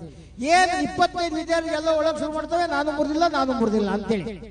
ತಿರಿ ಮಾಸ್ಟರ್ ಕೇಳ್ತಾರೆ, ಏನ್ರಿ ಮಾಸ್ಟರ್ ಹಿಂಗ್ ಉತ್ತರ ಕೊಡ್ತೀರ ಮಕ್ಳೆಲ್ಲ? ಶಿವದನ್ನ ಸ್ಮೃತಿದ್ ಯಾರು ಅಂತೇಳಿ ನಿಮ್ಗೇನ್ರ ಗೊತ್ತೇನ್ರಿ ಅಂದ್ರೆ, ಏನ್ ಸರ್ ಹಿಂಗ್ ಮಾತಾಡ್ತೀರಾ ಸರ್, ನಾನು 10 ವರ್ಷ ಸರ್ವಿಸ್ ಮಾಡಿ ನಿಂತರಂತೂ ಮುರಿಯ ಕೆಲಸ ಮಾಡಿದ್ದೀನ ಸರ್, ನಾನು ಹಂಗ್ ಮುರಿದಿಲ್ಲ ಸರ್, ನಮ್ಮೇಲೆಲ್ಲ ಕಣ್ಣಿಡ್ಬೇಡಿ ಸರ್, ನಾನಂತೂ ಮುರಿದಿಲ್ಲ ಸರ್ ಅಂತೇಳಿ. ಅವ್ರಿಗೆ ಆಶ್ಚರ್ಯ ಆಯ್ತು. ಹೋಗಿ ಹೆಡ್ ಮಾಸ್ಟರ್ ಚೇಂಬರ್ಗೆ ಹೋಗಿ ಅವ್ರನ್ನ ಕೇಳಿದ್ರಿ, ಏನ್ರಿ ನಿಮ್ಮ ಮಾಸ್ಟರ್ ಕೇಳಿದ್ರೆ ಶಿವಧನುಸ್ಸನ್ನು ಮುರಿದಿದ್ದು ಯಾರು ಅಂದ್ರೆ ವಿದ್ಯಾರ್ಥಿಗಳು ಹಿಂಗೆ ಹೇಳ್ತಾರೆ, ಆದ್ರೆ ನಿಮ್ಮ ಮಾಸ್ಟರ್ ಹಿಂಗೆ ಹೇಳ್ತಾರೆ, ನೀವಾರು ಹೇಳ್ರಿ ಕರೆಕ್ಟಾಗಿ ಹೆಡ್ ಮಾಸ್ಟರ್ ಅಂದ್ರು. ಸರ್ ಸರ್ವಿಸ್ ಆದಾಗಿಂದ ನೋಡಿದ್ದೀರಾ ಸರ್, ನಾನು ಮುರಿತೀನ ಸರ್. ಇನ್ನೊಂದು ವಿಶೇಷ ಅಂದ್ರೆ ಮೊನ್ನೆ ಇನ್ನು ಚಾರ್ಜ್ ಮಾಡಿದ್ದೀನಿ ಸರ್, ಆ ಶಿವಧನುಸ್ಸನ್ನು ಯಾವಾಗ ಪರ್ಚೇಸ್ ಮಾಡಿದ್ರು ಅದು ಏನ್ ಮಾಡಿದ್ರು ಮಾಹಿತಿ ಇಲ್ಲ ಸರ್, ಒಂದ್ಸರಿ ಸ್ಟಾಕ್ ನೋಡಿ ವೆರಿಫೈ ಮಾಡಿ ಹೇಳ್ತೀನಿ ಸರ್ ಅಂದ್ರು ಅಂತೇಳಿ. ಅವ್ರಿಗೆ ಸಿಟ್ಟು ಬಂದ್ಬಿಡ್ತು. ಹೋಗಿ BO ಆಫೀಸ್ಗೆ DD ಪೈಗೆ ರಿಪೋರ್ಟ್ ಮಾಡಿ, ಇಂಥ ಶಾಲೆಗೆ ವಿಸಿಟ್ ಮಾಡಿದ್ದೆ, ಶಿವಧನಸ್ಸು ಮುರಿದಿದ್ದೆ ಯಾರು ಅಂದ್ರೆ ಈ ರೀತಿ ವರದಿ ಬಂತು ಅಂತೇಳಿ ಆ ಬೃಹಸ್ಪತಿಗಳು ಇವ್ರಿಗಿಂತ ಬುದ್ಧಿವಂತರವರು ತಕ್ಷಣ ಒಂದು ನೋಟಿಸ್ ಶುರು ಮಾಡಿದ್ರು. ಅಲ್ಲಪ್ಪ, ಶಿವಧನಸ್ಸು ಮುರಿದಿದ್ರ ಬಗ್ಗೆ ನಮ್ಮ ತನಿಖಾಧಿಕಾರಿಗಳಿಂದ ರಿಪೋರ್ಟ್ ಕೊಟ್ಟಿದ್ದಾರೆ, ಆ ಶಿವಧನಸ್ಸನ್ನ ಪರ್ಚೇಸ್ ಮಾಡ್ಬೇಕಾದ್ರೆ ಇಲಾಖೆ ಪರ್ಮಿಷನ್ ತಗೊಂಡಿದ್ರ, ಹಂಗೇನ್ರ ಮುರಿದಿದೆ ಅಂದ್ರೆ ಕೊಟೇಶನ್ ಕಾಲ್ಫರ್ ಮಾಡಿದಿರಾ, ಅದ್ ಯಾವಾಗ ಮುರಿದಿತ್ತು ಅಂತ ಹೇಳಿ ಅದನ್ನೆಲ್ಲ ಇದ್ರ ಬಗ್ಗೆ ತಕ್ಷಣ ವರದಿ ಕೊಡೋದು, ಇಲ್ಲ ಅಂದ್ರೆ ನಿಮ್ಮ ಸಸ್ಪೆಂಡ್ ಮಾಡ್ತೀವಿ ಅಂತ ಹೇಳಿ. ನಿಮ್ಗೆ ಆಶ್ಚರ್ಯ ಆಗುತ್ತೆ. ಬಿಜೆಪಿ ಹೇಳ್ತಾರೆ ಅಂದ್ರೆ ಪಾಪ ಆ ಬಡಪಾಯಿ ಆ ಡಿಪಾರ್ಟ್ಮೆಂಟ್ ಫೈಲ್ ಕ್ಲಿಯರ್ ಮಾಡಿ ಒಂದು ಮಾಡಿದ್ರು ಅಂತ ಹೇಳಿ ಬಿಜೆಪಿ ಕೊಡ್ತಕ್ಕಂಥ ವಾರಸಿಕವಾದ ಇಲಾಖೆ ಅಂತಕ್ಕಂಥದ್ದಾಗ್ಲಿ ಅಥವಾ ಸಂಘ ಸಂಸ್ಥೆ ಅಂತಕ್ಕಂಥದ್ದಾಗ್ಲಿ ಅಥವಾ ಉಪಾಧ್ಯಾಯರಾಗ್ಲಿ ಅಳಿ ತಪ್ಪಿದಂತ ಸಂದರ್ಭದಲ್ಲಿ ಎಚ್ಚರಿಕೆ ಇಂಥ ಸಾಹಿತ್ಯ ನಮಗೆ ಪ್ರೇರಣೆ ಅಂತಕ್ಕಂಥ ಕಾರಣಕ್ಕೋಸ್ಕರ ಇಂತಹ ಒಂದು ಅಂಶವನ್ನು ತಮ್ಮ ಎದುರಿಗೆ ನಿಂತ ಪ್ರಾಯಶಃ ನಮ್ಮ ಅಶೋಕ್ ಅವರು ಮಾತಾಡ್ತಾ ಎಲ್ಲ ಮಾಸ್ಟರ್ ಪರಂಪರೆ ನೆನಪು ಮಾಡಿ ನೂರಾರು ಮಾಸ್ಟರ್ ನೆನಪು ಮಾಡಿರಲ್ಲ. ಆ ನೆನಪು ಮಾಡಿದಂತ ಸಂದರ್ಭದಲ್ಲಿ ನನಗೆ ನೆನಪಾಯ್ತು ಕೂಡ ನಮ್ಮ ಸಾಹಿತ್ಯದ ದರ್ಶನ. ಏನ್ ಹೇಳ್ತಾರೆ ನಮ್ಮ ಸಾಹಿತ್ಯದ ದರ್ಶನ, ಏನ್ ಹೇಳ್ತಾರೆ ನಮ್ಮ ಋಷಿ ಸೂಕ್ತಿ, ಎಷ್ಟು ಚೆನ್ನಾಗಿ ಹೇಳ್ತಾರಪ್ಪ ಅಂದ್ರೆ ಏಕಾಕ್ಷರ ಪ್ರದಾತಾರಂ ಯೋ ಗುರುಂ ನಾಭಿವಂದಿತೆ ಸ್ವಾಮಯೋಗಿ ಶತಂ ಗತ್ವ ಚಾಂಡಾಲಾಭಿತಿಷ್ಠ ಜಾಯತೆ ಅಂತೇಳಿ ಮೈ ಜುಮ್ಮನ್ ಬಿಡುತ್ತೆ ಸರ್. ಆ ಶ್ಲೋಕ ಓದ್ಬಿಟ್ರೆ ಹೆಂಗ್ ಎಚ್ಚರಿಸಿದಾರೆ ಗೊತ್ತಾ? ನೋಡಪ್ಪ, ನಿನ್ ನೂರಲ್ಲಿ ಯಾರ್ಯಾರು ನಿಮ್ಮ ಮೇಷ್ಟ್ರಾಗಿ ಪಾಠ ಮಾಡಿದ್ದಾರೆ, ಯಾರ್ಯಾರು ಅಕ್ಷರ ಕಲಿಸಿದ್ದಾರೆ, ಏಕಾಕ್ಷರ ಪ್ರದಾತಾರಂ ವರ್ಣ ಮಾತ್ರ ಕಲಿಸಿದಾತ ಗುರು ಅಂತೀವಲ್ಲ, ಒಂದ್ ಅಕ್ಷರ ಕಲಿಸಿದವ್ರು ಕೂಡ ನೀನ್ ಸದಾ ಕಾಲ ಸ್ಮರಿಸ್ಬೇಕು, ಸದಾ ಕಾಲ ಕೃತಜ್ಞತೆಯಿಂದ ಇರಬೇಕು, ಸದಾ ಕಾಲ ವಂದಿಸ್ಬೇಕು. ಹಂಗ್ ಮಾಡದೆ ಅವಿಧೇಯರಾಗ್ಬಿಟ್ರೆ, ಅವ್ರಿಗೆ ಕೆಟ್ಟದಾಗ ನಡ್ಕೊಂಡ್ರೆ ನೀನ್ ಏನಾಗ್ತೀಯ ಅಂದ್ರೆ ಸ್ವಾಮಯೋಗಿ ಶತಂಗತ್ವ 100 ಜನ್ಮದಲ್ಲಿ ನಾಯಿಯಾಗಿ ಹುಟ್ಟಿ ಆಮೇಲೆ ಚಾಂಡಾಲಾಗಿ ಹುಟ್ತೀಯ ಅಂತೇಳಿ. ಏನ್ ಪರಂಪರೆ ಅಲ್ವಾ, ಏನ್ ಋಷಿ ಪರಂಪರೆ ಅಲ್ವಾ? ಅದಕ್ಕನುಗುಣವಾಗಿ ಇಡೀ ಮಾಸ್ಟರ್ಗಳೆಲ್ಲ ನೆನಪು ಮಾಡ್ಕೊಂಡ್ರಲ್ಲ, ನಿಮ್ಮ ದಾರದಳ್ಳಿಯ ಸೌಹೃದಯತೆ ಡೆಫಿನೆಟ್ ಬಾಕಿ ಜನಗಳಿಗೆ ಅದೊಂದು ಮಾದರಿ ಆಗ್ಲಿ, ಮಾಡಲ್ ಆಗ್ಲಿ ಅಂತಕ್ಕಂಥ ಮಾತನ್ನು ಹೇಳ್ತಾ ಒಂದು ಸತ್ಯ ಕಥೆನ ನಿಮ್ಮ ಎದುರಿಗೆ ಹೇಳಲೇಬೇಕು ಅಂತೇಳಿ ಪ್ರಾಯಶಃ ನಯನಾ ಮಠಂನವರಿಗೆ ಇಂಥ ಒಂದು ಅದ್ಭುತವಾದಂತಹ ಶಿಕ್ಷಕರು ಇದ್ರು ಅಂತ ಹೇಳಿ ಗೊತ್ತಾಗುತ್ತಲ್ಲ, ಆಶ್ಚರ್ಯ ಆಗುತ್ತೆ ನಿಮಗೆ. ಬಿಳಿಗೆರೆ ಕೃಷ್ಣಶಾಸ್ತ್ರಿಗಳು ಅಂತ ತಾವೆಲ್ಲ ಕೇಳಿದಿರಲ್ವಾ? ರವಿ ಬಿಳಿಗೆರೆ ಕೇಳಿದಿರಲ್ವಾ? ಹಾಯ್ ಬೆಂಗಳೂರು ರವಿ ಬಿಳಿಗೆರೆ ಅಂದ್ರೆ ಎಲ್ಲ ಗೊತ್ತು. ಆ ರವಿ ಬಿಳಿಗೆರೆಯ ತಾಯಿ ಅಣ್ಣ ಬಿಳಿಗೆರೆ ಕೃಷ್ಣಶಾಸ್ತ್ರಿಗಳು ಅಂತೇಳಿ ಅವರು ಮಾಸ್ಟರ್ ಆಗಿದ್ರು. ಅವರು ಒಂದು ಅದ್ಭುತವಾದ ಪುಸ್ತಕ ಬರೆದಿದ್ದಾರೆ, 2 ಪುಸ್ತಕ. ನೀವು ಆದ್ರೆ ಸಾಧ್ಯವಾದ್ರೆ ಮಾಸ್ಟರ್ ಇವತ್ತು ರಿಕ್ವೆಸ್ಟ್ ಮಾಡ್ತೀನಿ, ಆ ಪುಸ್ತಕಗಳನ್ನ ಓದಿ. ಒಂದು ಏಗದಾಗೆಲ್ಲ ಆಯ್ತು ಅಂತೇಳಿ, ಇನ್ನೊಂದು ಮರೆಯಲಾದೀತಿ ಅಂತೇಳಿ. ಆ ಮರೆಯಲಾದೀತಿ ಅಂತಕ್ಕಂಥ ಪುಸ್ತಕದಲ್ಲಿ 16ನೇ ಪೇಜಲ್ಲಿ ಒಂದು ಅಪರೂಪದ ನಿಜ ದರ್ಶನ ಇದೆ. ಅದ್ಯಾವ್ದು ಅಂದ್ರೆ ಹೊಸದುರ್ಗದ ಹತ್ರ ಪರಶುರಾಂಪುರ ಅಂತಿದೆ, ಅಲ್ಲೊಬ್ರು ಮಾಸ್ಟರ್. ಯಾರು ಮಾಸ್ಟ್ರು? ಸಿದ್ದಯ್ಯ ಅಂತೇಳಿ ದಲಿತರ ಪೈಕಿ ಮಾಸ್ಟರ್ ಅವರು, ಏಕೋಪಾಧ್ಯಾಯ ಶಾಲೆ. ನೋಡಿ, ನನಗೆ ಆಶ್ಚರ್ಯ ಆಗುತ್ತೆ, ಆ ವ್ಯಕ್ತಿ ಯಾವ ಜಾತಿ ಹುಟ್ಟಿದ, ಯಾವ ಜಾತಿ ಅಂತಕ್ಕಂಥದ್ದು ಪ್ರಮುಖವಾದ ಅಂಶನೇ ಅಲ್ಲ. ಇದು ನಮ್ಮ ಋಷಿ ಸತ್ಯ ಅಂತ ಹೇಳಿ ಏನ್ ಹೇಳ್ತಾರೆ ಅವರು? ಕಿಂ ಕುಲೇನ ವಿಶಾಲೇನ ವಿದ್ಯಾ ಇನಸ್ಯ ದೇಹಿನ ಅಕುಲಿನೋಪಿ ವಿದ್ಯಾವಾನ್ ದೇವೈರಪಿ ಸಂಪೂಜ್ಯತೆ. ನಿನ್ನ ಹತ್ರ ಜ್ಞಾನ ಅಂತಿದ್ರೆ, ಶಿಕ್ಷಣ ಅಂತಿದ್ರೆ ಜನ ಮರ್ಯಾದೆ ಕೊಡೋದಲ್ಲ, ಆ ದೇವರು ಕೂಡ ನಿಮಗೆ ಮರ್ಯಾದೆ ಕೊಡ್ತಾರೆ ಅಂತಾರಲ್ಲ, ಅಂತ ಮಾಸ್ಟರ್ ಸಿದ್ದಯ್ಯನ. ಅವ್ರು ದಲಿತ ಪೈಕಿ ಮಾಸ್ಟರ್ ಅವರು, ತುಂಬಾ ಪ್ರಾಂಪ್ಟ್ ಮಾಸ್ಟರ್. ಅಲ್ಲಿ ಪಾಠ ಮಾಡ್ತಿರ್ತಾರೆ, ಅಲ್ಲೇ ಇರ್ತಾರೆ. ಆ ಊರಲ್ಲಿ ಒಬ್ರು ರಾಮಕೃಷ್ಣ ಅಯ್ಯಂಗಾರ್ ಅಂತ ಒಬ್ಬರು ಮಾಸ್ಟರ್, ಅವರು ಊರಿನ ಅಯ್ಯಂಗಾರ್ ಶಾಂಭೋಗರು ಇರ್ತಾರೆ. ಆ ಊರಿಗೆ ಇನ್ಸ್ಪೆಕ್ಟರ್ ತನಿಖೆಗೆ ಹೋಗ್ತಾರೆ, ಪರಶುರಾಮಪುರಕ್ಕೆ ತನಿಖೆಗೆ ಹೋಗ್ತಾರೆ. ಬೆಳಗ್ಗೆಯಿಂದ ಸಂಜೆವರೆಗೂ 6 ಗಂಟೆವರೆಗೂ ತನಿಖೆ ಮುಗಿದಿದೆ. 6 ಗಂಟೆ ಮೇಲೆ ಆ ಅಯ್ಯಂಗಾರ ಮನೆಯವರು ಹೋಳಿಗೆ ಊಟ ಮಾಡಿಸಿರಿ, ಯಾಕೆ ಇನ್ಸ್ಪೆಕ್ಟರ್ ಬರ್ತಾರೆ ಅಂತೇಳಿ. ಗಮನಿಸಿ, ನಿಮಗೆ ಶಿಕ್ಷಣದ ತಾರತಮ್ಯ ಇದೆಯಾ? ಜಾತಿ ವ್ಯವಸ್ಥೆ ಇರುತ್ತಾ? ಏನು ಇರಲ್ಲ. ಅವ್ರು ಹೇಳ್ತಾರೆ ನಮ್ಮ ಮನೆಗೆ ಊಟಕ್ಕೆ ಬರ್ಬೇಕು ಸರ್ ಅಂತಾರೆ. ಇನ್ಸ್ಪೆಕ್ಟರ್ ರೆಡಿ ಆಗ್ತಾರೆ, ಹೋಗೋಣ ಅಂತ. ಸರ್, ನೀವು ಒಬ್ರು ಬರೋದಲ್ಲ, ನಮ್ ಸಿದ್ದಯ್ಯನಾರ ಮಾಸ್ಟರ್ ಕರ್ಕೊಂಡೇ ಬರ್ಬೇಕು ಸರ್. ನಾವು ಯಾವತ್ತೂ ಭೇದ ಮಾಡಿಲ್ಲ ಸರ್, ಇವ್ರು ಬೇರೆಯವ್ರು ನೋಡೇ ಇಲ್ಲ ಸರ್. ನಮ್ಮ ಊರೆಲ್ಲ ಮಾಸ್ಟರ್ ಅಷ್ಟು ಗೌರವ ಕೊಡ್ತೀವಿ. ಒಂದ್ ದಿವ್ಸ ಕಾಫಿ ಬರಲ್ಲ, ಒಂದ್ ದಿವ್ಸ ತಿಂಡಿ ಬರಲ್ಲ, ಇವತ್ತು ನೀವು ಕರ್ಕೊಂಡ್ ಬರ್ಲೇಬೇಕು ಅಂತ ಫೋರ್ಸ್ ಮಾಡ್ತಾರೆ. ಆ ಇನ್ಸ್ಪೆಕ್ಟರ್ ಜೋರ್ ಮಾಡಿ, ಬನ್ರಿ ಮಾಸ್ಟ್ರೆ, ಅಷ್ಟು ಪ್ರೀತಿಯಿಂದ ಕರೀತಿದ್ದಾರೆ, ಹೋಗೋಣ ಅಂತಾರೆ. ಇವತ್ತು ಬರಕ್ ಆಗದೇ ಇಲ್ಲ ಸರ್, ಕ್ಷಮಿಸಿ ಅಂತ ಹೇಳಿ ಸ್ವಲ್ಪ ದೂರಕ್ಕೆ ಕರ್ಕೊಂಡೋಗಿ ಆ ಇನ್ಸ್ಪೆಕ್ಟರ್ ಒಂದು ರೋಚಕವಾದ ಕಥೆ ಹೇಳ್ತಾರೆ. ಮುಂದೊಂದು ದಿವಸ ಡೆಫಿನೆಟ್ ಇದನ್ನ ದಂತಕಥೆ ಅಂತಾರೆ, ನಂಬಲಿಕ್ಕೂ ಸಾಧ್ಯ ಆಗಲ್ಲ. ಆ ಮಾಸ್ಟರ್ ಕರ್ಕೊಂಡೋಗಿ ಹೇಳಿದಂತ ಸ್ವಾನುಭವದ ಕಥೆ ಕೇಳಿಬಿಟ್ರೆ ಮೈ ಜುಮ್ ಅಂತ ಸರ್ ನಮಗೆ. ಏನಂತಾರೆ ಗೊತ್ತಾ ಸರ್? ಇವತ್ತು ಯಾವ ಕಾರಣಕ್ಕೂ ಬರಕ್ಕಾಗಲ್ಲ ಸರ್. ಯಾಕೆ ಅಂದ್ರೆ ಇನ್ನೊಂದು ದಿವಸ ಡೆಫಿನೆಟ್ ಆಗಿ ಹೋಗ್ತೀನಿ ಸರ್. ಇವತ್ತೇನಾಯ್ತು ಅಂದ್ರೆ ಬೆಳಿಗ್ಗೆ ನಾನು ಇನ್ಸ್ಪೆಕ್ಷನ್ ಹೊರಡೋ ಟೈಮಲ್ಲಿ ನಮ್ಮ ಅಪ್ಪ ಸತ್ತೋಗ್ಬಿಟ್ರು ಸರ್. ನಮ್ಮ ಅಪ್ಪ ಸತ್ತ ತಕ್ಷಣ ನಮ್ಮ ಕಾಲೋದವರೆಲ್ಲ ಇವತ್ತು ಹೋಗ್ಬೇಡ, ರಜಾ ಹಾಕೊಂಡ್ರು. ನಾನು ಯೋಚನೆ ಮಾಡಿದೆ, ರಜಾ ಹಾಕಿದ ತಕ್ಷಣ ಇನ್ಸ್ಪೆಕ್ಟರ್ಗೆ ಎಲ್ಲ ಇವನ ಇನ್ಸ್ಪೆಕ್ಷನ್ ಕದ್ದು ಬಿಟ್ಟ ಅಂತೀರಾ, ಆಮೇಲೆ ಸತ್ಯ ಗೊತ್ತಾಗುತ್ತೆ. ಸತ್ಯ ಗೊತ್ತಾಗೋದು 1 ನಿಮಿಷ ಲೇಟ್ ಆಗ್ಬೋದು. ಆದ್ರೆ ಒಂದು ವಿಶೇಷ ಅಂದ್ರೆ ಈ ಇನ್ಸ್ಪೆಕ್ಷನ್ 2 ತಿಂಗಳಿಂದ ತಯಾರು ಮಾಡ್ಕೊಂಡಿದ್ದೀರಾ, 5-5 ಕಿಲೋಮೀಟರ್ ಬಸ್ಸಿಂದ ಬಂದಿದ್ದೀರಾ. ಈಗ ನಾನು ರಜಾ ಹಾಕಿ ನಿಮ್ ಇನ್ಸ್ಪೆಕ್ಷನ್ ಕದ್ರೆ ಸತ್ತಿರ್ತಕ್ಕಂಥ ನಮ್ಮ ಅಪ್ಪ ಏನು ವಾಪಸ್ ಬರಲ್ಲ ಸರ್. ಹಾಗಾಗಿ ಈ ಕರ್ತವ್ಯಕ್ಕೆ ಚ್ಯುತಿ ಬರಬಾರ್ದು ಬಂದಿದ್ದೀನಿ. ನಮ್ಮ ಕಾಲೋನಿ ಜನಗಳಿಗೆ ಹೇಳಿ ಬಂದೀನಿ, 6 ಗಂಟೆ ಆಗಲಿ 7 ಗಂಟೆ ಆಗಲಿ ವಾಪಸ್ ಬರ್ತೀನಿ. ಬಂದ ಮೇಲೆ ಸಮಾಧಿ ಮಾಡೋಣ ಅಂತ ಹೇಳಿದೀನಿ. ಕ್ಷಮಿಸಿ ಸರಿ, ಯಾರಿಗೂ ಹೇಳಕ್ ಹೋಗ್ಬೇಡಿ, ನಾವು ಹೋಗ್ಬೇಕು ಅಂತಾರಲ್ಲ. ಆಶ್ಚರ್ಯ ಅಲ್ವಾ? ಎಂತೆಂಥ ಮಾಸ್ಟರ್ ಇದಾರಲ್ವ ಈ ನೆಲದಲ್ಲಿ, ಎಂತೆಂಥ ಗುರು ಪರಂಪರೆ ಇದೆಯಲ್ವಾ? ಇಂಥ ಅದ್ಭುತವಾದಂತಹ ಅನನ್ಯ ಗುರು ಪರಂಪರೆಯಿಂದ ಹೊಂದಿರತಕ್ಕಂಥ ಈ ನಾಡಿನಲ್ಲಿ ಅಂತ ಗುರು ಪರಂಪರೆಯನ್ನ ಮುಂದುವರಿಸತಕ್ಕಂಥ ದೊಡ್ಡ ಜವಾಬ್ದಾರಿ ಖಚಿತವಾಗಿ ಮಾಸ್ಟರ್ಗಳ ಮೇಲೆ ಇದೆ, ಶಿಕ್ಷಕರ ಮೇಲೆ ಇದೆ ಅಂತಕ್ಕಂಥ ಮಾತನ್ನು ಹೇಳ್ತಾ ನಾನು ಹೇಳಿ ಕೇಳಿ ಸರ್ಕಾರಿ ಟೀಚರ್ಸ್ಗೆ ಒಂದು ಆಗಾಗ ಪ್ರಶ್ನೆ ಮಾಡ್ತಿರ್ತೀನಿ ಸರ್. ಎಸ್, ಎಲ್ಲ ಮೆರಿಟೋರಿಯಸ್ ಪ್ರತಿಭಾವಂತರೆ, ಅರ್ಹತೆ ಮೇಲೆ ಆಯ್ಕೆ ಆಗಿರ್ತಕ್ಕಂಥ ಶಿಕ್ಷಕರೇ. ಆದ್ರೆ ಅವ್ರ ಹತ್ರ ನನ್ನೊಂದು ವಿಷಾದದ ಸಂಖ್ಯೆ ಏನಪ್ಪಾ ಅಂದ್ರೆ 1 ಲಕ್ಷ 1.25 ಲಕ್ಷ ಸಂಬಳ ಅಂತಕ್ಕಂಥ ಪ್ರೈಮರಿ ಸ್ಕೂಲ್ ಮಾಸ್ಟರ್ಗಳು 25-30 ಸಾವಿರ ಸಂಬಳ ಅಂತಕ್ಕಂಥ ಪ್ರೈವೇಟ್ ಶಾಲೆಗೆ ಹೋಗಿ ಮೇಡಮ್ ನನ್ನ ಮಗ ಹೆಂಗ್ ಓದ್ತಾ ಇದ್ದಾನೆ ಅಂತ ಕೇಳ್ತಾರಲ್ಲ. ಇದಕ್ಕಿಂತ ದುರಂತದ ಸಂಖ್ಯೆ, ಇದಕ್ಕಿಂತ ವಿಷಾದದ ಸಂಖ್ಯೆ ಮತ್ತೊಂದಿದೆಯಾ ಅಂತೇಳಿ ಇದ್ರ ಬಗ್ಗೆ ಆತ್ಮಾವಲೋಕನ ಕೆಡೆ ಮಾಡ್ತಾ ಸರ್ಕಾರಿ ಶಾಲೆಗಳು ಅಂದ್ರೆ ನಿಜವಾದಂತಹ ಜ್ಞಾನ ದೇಗುಲುವಂತಹ ವಿಶೇಷವಾದಂತಹ ಪ್ರಜ್ಞೆ ಪ್ರಥಮತಃ ಅವರಲ್ಲಿ ಜಾಗೃತವಾಗಲಿ, ಎಲ್ಲ ಜನ ನಾಯಕರಲ್ಲೂ ಜಾಗೃತವಾಗಲಿ ಅಂತಕ್ಕಂಥ ವಿಶೇಷವಾದಂತಹ ಮನವಿಯನ್ನು ಮಾಡ್ತಾ ತುಂಬಾ ತಾಳ್ಮೆಯಿಂದ ಮಾತು ಕೇಳಿದಿರ.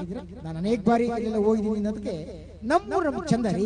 ಈಗ ನೋಡಿ, ನಮ್ಮ ಜಯಪ್ಪ ಗೌಡರು ಬಂದಿದ್ದಾರೆ, ಸಾಹಿತಿಗಳು, ಈಗಾಗಲೇ ನಮ್ಮ ಸಂಪಾದಕರು ಪ್ರಿನ್ಸಿಪಾಲ್ಸ್ ಬಂದಿದ್ದಾರೆ. ಈ ದಾರದಲ್ಲಿ ಒಂದು ಸೆಳೆತ ಇದೆ ಅಲ್ವಾ?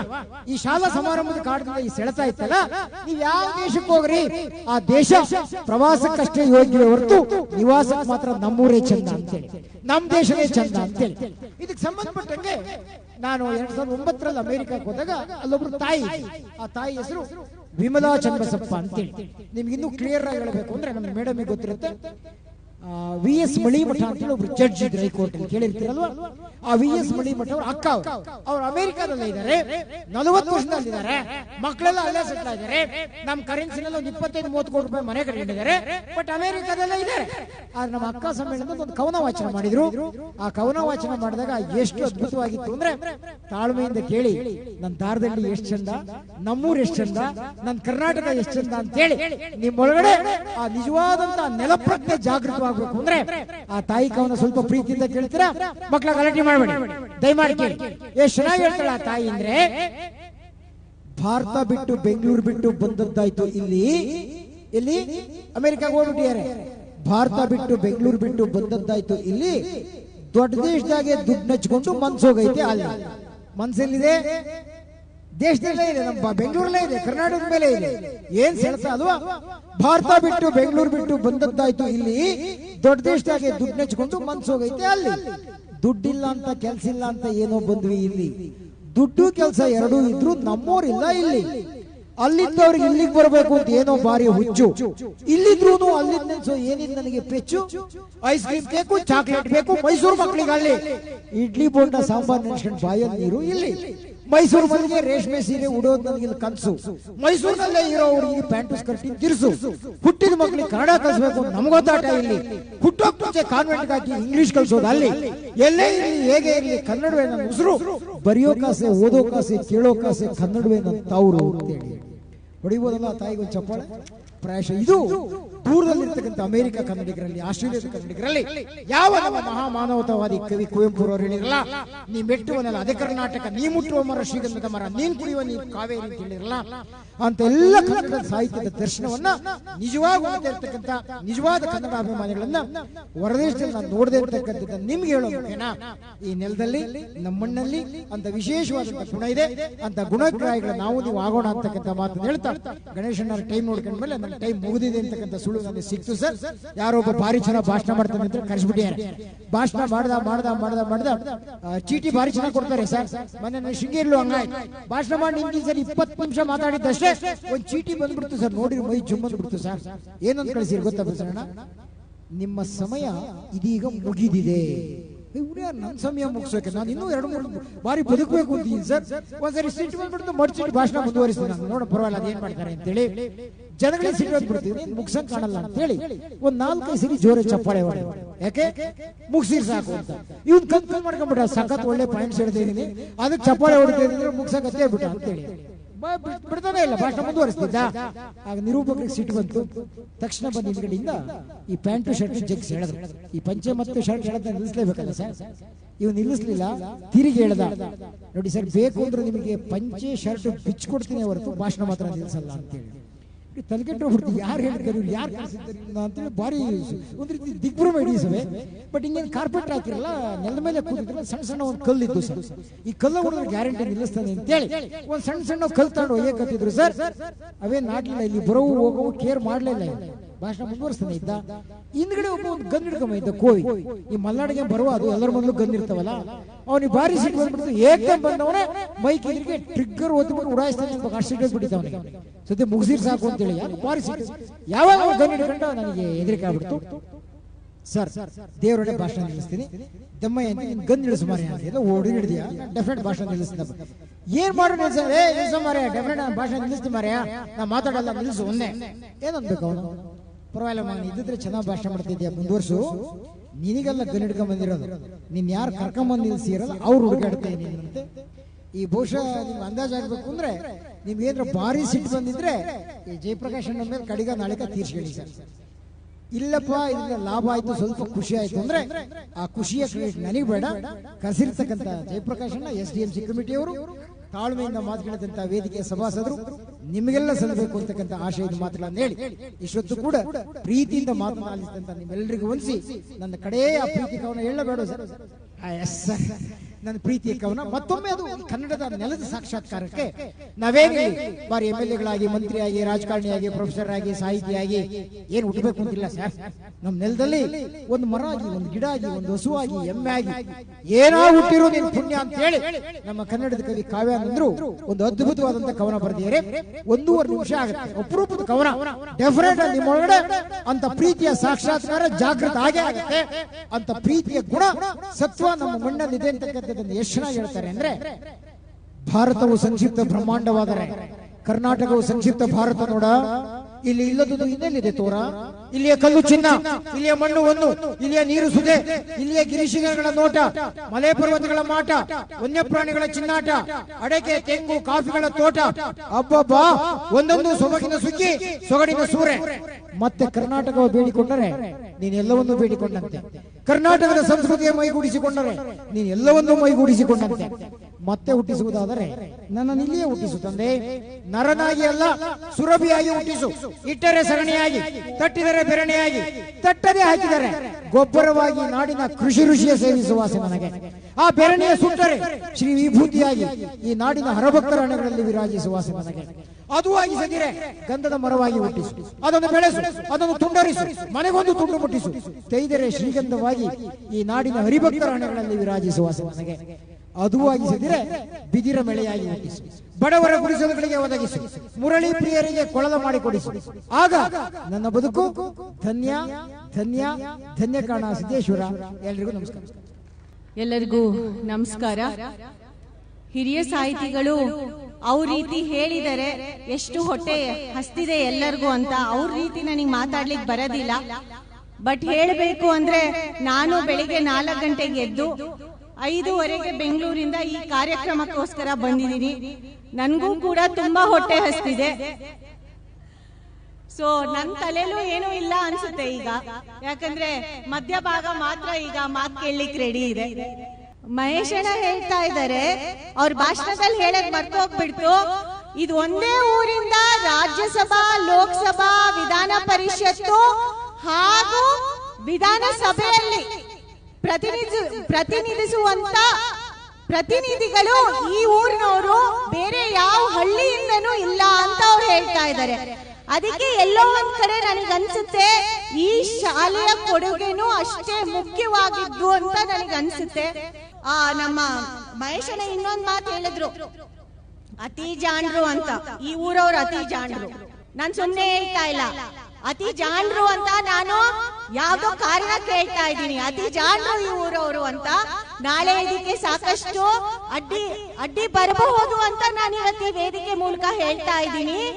ನೀವು ಅಂದ್ರೆ ಜಾಣತನ ಇರ್ಬೇಕು, ಬಟ್ ಆದ್ರೆ ಅತಿ ಜಾಣತನ ಇದ್ರೆ ಒಂದೊಂದ್ಸತಿ ಸಮಸ್ಯೆ ಆಗಬಹುದು. ಈ ತರ ಅಭಿವೃದ್ಧಿ ಕಾರ್ಯಗಳಲ್ಲಿ ಅಂತ ಮಹೇಶ್ ಸರ್ ಹೇಳಿದ್ರು. ಯಾಕೆ ನಾವು ಈ ವೇದಿಕೆನ ಬಂದು ಮಾತಾಡ್ತೀವಿ ಅಂದ್ರೆ, ನಾವೇನು ಒಂದೆರಡು ಮಾತು ಹೇಳ್ತೀವಿ ಅದು ನಿಮ್ಮಲ್ಲಿ ಉಳಿಯುತ್ತೆ ಅಂತ, ಅಥವಾ ಮುಂದಿನ ದಿನಗಳಲ್ಲೂ ಇವತ್ತೇನು ಸೋಷಿಯಲ್ ಮೀಡಿಯಾ ಇದೆ ಅದ್ರ ಮೂಲಕ ಜನಕ್ಕೆ ಪ್ರಜ್ಞೆ ಹೊರಡಿಸ್ಲಿಕ್ಕೆ ಅಥವಾ ಜನಕ್ಕೆ ಒಂದು ಮಟ್ಟಕ್ಕೆ ಜ್ಞಾನ ಬರುತ್ತೆ ಅಂತ ಆ ಒಂದು ಕಾರಣಕ್ಕೆ ನಾವು ಈ ತರ ವೇದಿಕೆಗಳನ್ನ ಉಪಯೋಗಿಸ್ಕೊಂಡು ಮಾತಾಡ್ತೀವಿ.